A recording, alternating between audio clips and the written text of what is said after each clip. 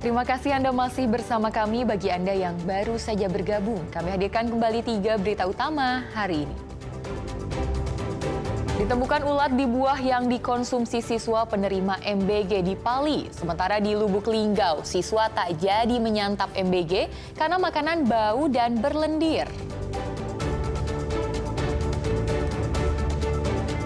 Kebakaran lahan di Desa Arisan Jaya, Kabupaten Ogan Ilir meluas. Minimnya ketersediaan air jadi kendala pemadaman. BBM Pertamax langka, pembeli mengeluh terpaksa pindah beli jenis lain.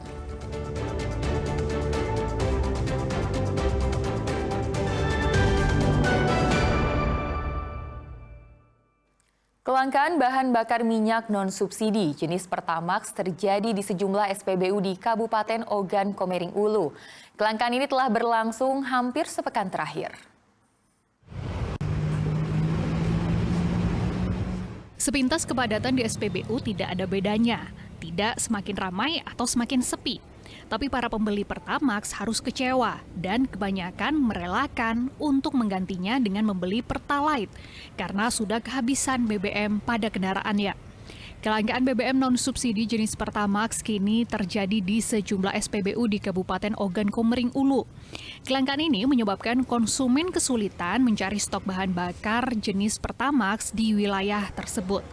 Sulitnya mendapatkan BBM jenis Pertamax telah dirasakan masyarakat sejak sepekan terakhir.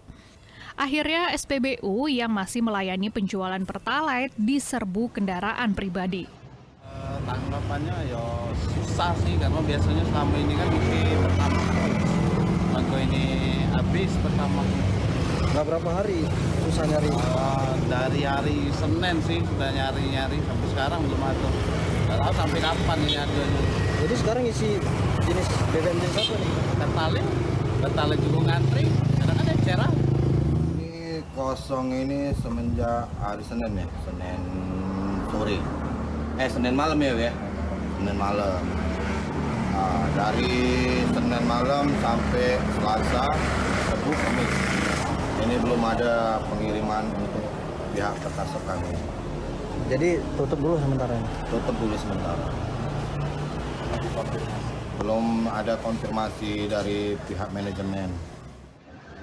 Pihak SPBU sendiri sudah mengajukan permintaan BBM jenis Pertamax pada Pertamina, namun mereka belum mendapatkan pengiriman. Dedi Ruansyah melaporkan dari Kabupaten Ogan Komering Ulu. Pemerintah yang diwakili Menko Pangan, Kapolri, serta Komisi 4 DPR RI menggelar panen raya serentak di Kabupaten Ogan Komering Ulu Timur. Hasil panen raya serentak kali ini menghasilkan lebih 700.000 ton jagung.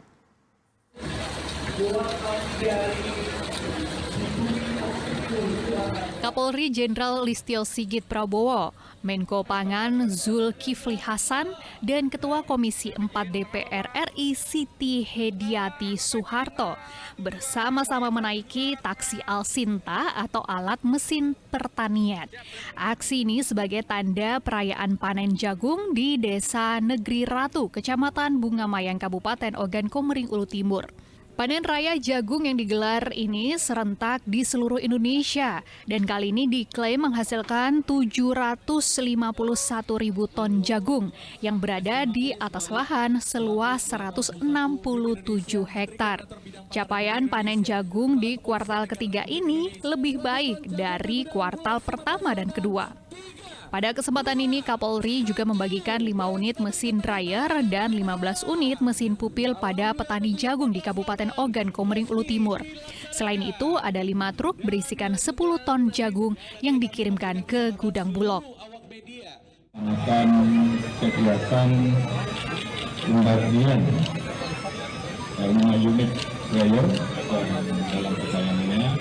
Kita akan bagi total 21 unit khusus untuk di wilayah Sumatera Selatan dan juga 15 unit mesin pupil yang kita harapkan ini bisa membantu kualitas jagung agar betul-betul bisa maksimal.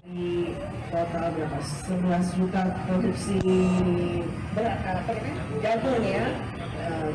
2,7 juta tonnya itu adalah hasil dari kerjanya para Pak Kapolri dan jajarannya. Dan bukan hanya itu saja, tapi bisa tadi eceng gondok itu inovasi-inovasi baru. Kegiatan panen raya jagung ini sebagai bentuk komitmen Polri dalam mendukung ketahanan pangan nasional. Dalam program ketahanan pangan ini, total luas lahan yang dikelola Polri kini mencapai 819.000 hektar dengan 483.000 lebih telah ditanami berbagai tanaman. Dedi Ruansyah melaporkan dari Kabupaten Ogan Komering Ulu Timur. Salam azim dan pembuka dari kami. Kebajikan. Seorang lansia menabrak petugas penyapu jalan. Ia panik, melarikan diri hingga akhirnya menabrak tiang LRT. Mobil hancur, pengemudi terluka dan meninggal dunia. Petugas penyapu jalan tertabrak mobil berwarna hitam. Tabrakan ini berlangsung di Jalan Kolonel Haji Burlian, Palembang. Mobil melaju dari arah Kolonel Haji Burlian menuju flyover Simpang Bandara. Sang sopir berusaha kabur, dikejar oleh sejumlah pengendara lain. Diduga panik dengan kejaran warga, akhirnya ia hilang kendali dan menghantam tiang LRT saat berada di flyover Simpang Bandara. Diketahui sopir itu bernama Henry, seorang lansia berusia 71 tahun. Ia kemudian dibawa ke rumah sakit pasca kecelakaan. Setelah mendapat perawatan medis, Henry dinyatakan meninggal dunia usai mengalami retak di bagian rusuk dan pinggang. Polisi mengamankan minibus yang rusak ke pos laka lantas setempat. Kasus ini tengah ditangani oleh penyidik. Seperti apa, Nen? Sekarang alhamdulillah agak membaik. Kita evakuasi ke rumah sakit Siti Fatimah. Untuk sopir yang menabrak, Nen? Sopir yang menabrak pada saat itu kita datangi TKP, kita bawa. Dan laporan tersebut mengakhiri berita Sumsel hari ini. Jangan lupa pastikan Anda subscribe channel YouTube Liputan 6 SCTV Daerah. Saya Tia Anissa, berterima kasih atas perhatian dan kebersamaan Anda. Selamat beraktivitas dan sampai jumpa.